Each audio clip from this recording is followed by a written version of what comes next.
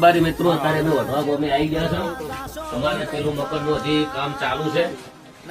સૌને પહેલા આપણે પંખી ઘર કર્યું હતું અને આ ત્રીજા નંબરનું ઘર છે અને બહુ ઝડપી આ તૈયાર કરવાનું છે.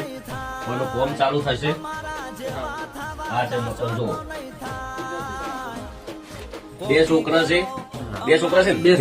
બે છોકરા છે. નાના અમારા ઘરથી આવી ગયા છે અને એમને પપ્પા એક્સપાયર થઈ ગયા અને મમ્મીને થોડું માનસિક રીતે તકલીફ છે. કશું વધુ નહીં. રોમો કે રખતમાં હાચવે. અને આ મકાન મિત્રો ટૂંક સમયમાં ચાલુ કરવાનું છે. પેલું પૂરું થાય એટલે તરત કોમ હોય ચાલુ થશે.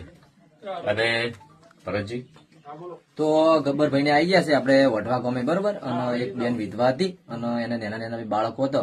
તો મેં કીધું હતું ગબ્બરભાઈ આ રીતની તકલીફ છે. ગબ્બરભાઈએ કીધું કે હું ત્યાં તપાસ કરવા આવું છું અને મને યોગ્ય લાગશે તો આપણે તે મકાન બનાવીશું.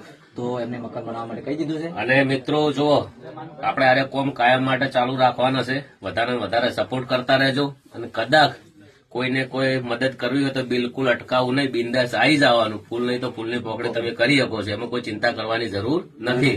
આપણે પેલું મકાન કર્યું તો ઘણા બધા લોકોના ફોન આવ્યા હતા મદદ માટે.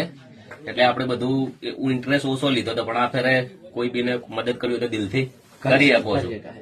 ને રોમાપીર વખતમાં તમને પણ બધાને સદાય ખુશ રાખે. વિડીયો વધારે ને વધારે એકવાર શેર કરી દેજો એટલે બધાને ખબર બી પડી જાય કે આ ચિયો સરસ્વતી તાલુકાનું વઢવા ગામ. જય માતાજી, જય બાબારી, જય રોમાધન. બોલો રોમશા પીરની જય.